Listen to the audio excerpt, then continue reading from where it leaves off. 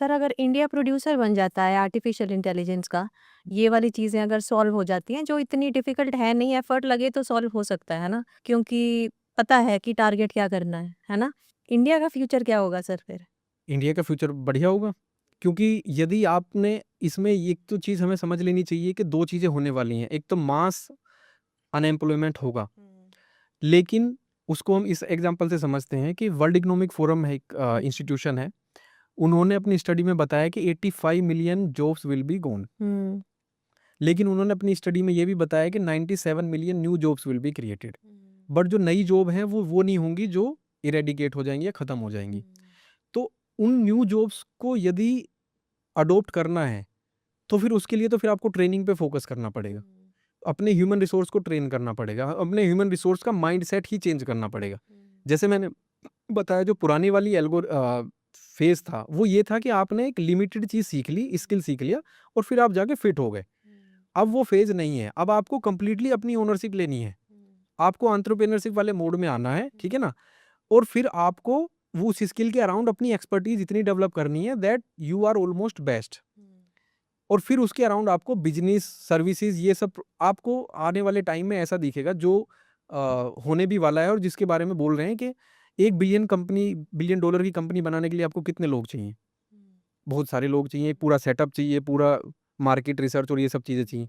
आने वाला टाइम ऐसा भी हो सकता है बिकॉज़ ऑफ आर्टिफिशियल इंटेलिजेंस कि केवल 10 लोग, 5 लोग, इवन 1 पर्सन ही अपने लेवल पे 1 बिलियन डॉलर कंपनी बना दे। That is the opportunity. तो आप देखेंगे कि एक जो एम्पावरमेंट है टेक्नोलॉजी का, आर्टिफिशियल इंटेलिजेंस का, वो एक ग्रुप से हट के, वो एक इंडिविजुअल की तरफ आ रहा है। तो जब आपके पास एजेंट चारों तरफ हो जाएँगे, आर्टिफिशियल इंटेलिजेंस एजेंट, जिनको आप जो बोलेंगे, जो इंस्ट्रक्शन देंगे, वो कर देंगे।